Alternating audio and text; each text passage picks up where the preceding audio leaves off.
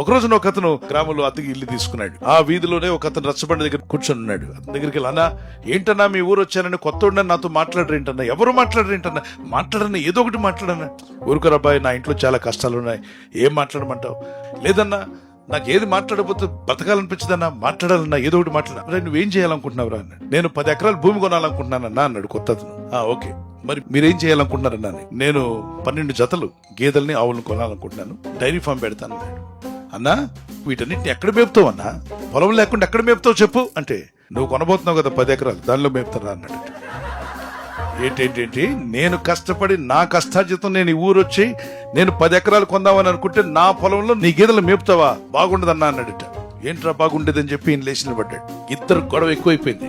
నేను నీ పొలంలోనే మేపుతానంటాడు. అసలు అన్యాయం కదంటే, న్యాయం లేదు అన్యాయం లేదు, ఖచ్చితంగా నీ పొలాల్లోనే మేపుతాను నేను అనంటే వీడిద్దరు స్వరాలు పెరిగిపోయి ఊర్లో పెద్దలందరూ విని పరిగెత్తుకొచ్చారు. ఇద్దరు కొట్టుకున్నారని ఫిల్ట్ పట్టుకున్నారు. ఇద్దరు కలిసి కొట్టుకునేదాకా వెళ్ళిపోయారు.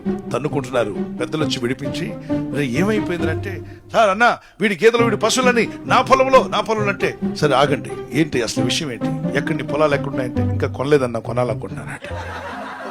వారిని ఇంకా కొనలేదా, మరి మీ పశువులు ఎక్కడున్నాయంటే, నేను కొనలేదన్నానట. పని లేని వాళ్ళు ఇలా కూర్చొని జీవితకాలం అంతా పోట్లాడుకుంటూ తన్నుకుంటూ గుద్దుకుంటున్న రోజుల్లోకి వచ్చేసాం. దయచేసి ఆ విధంగా బతకండి, సమయాన్ని వృధా చేసుకోకండి, చింతపడుతూ బతకండి, అనవసరమైన గొడవల్లోకి వెళ్ళకండి. ప్రశాంతంగా ప్రభును స్తుతిస్తూ దేవుని ఘనపరుస్తూ మంచి విషయాలు వినండి, తెలుసుకోండి, నేర్చుకోండి, ముందుకు వెళ్ళిపోండి. మీ సమయాన్ని సద్వినియోగం చేసుకోండి.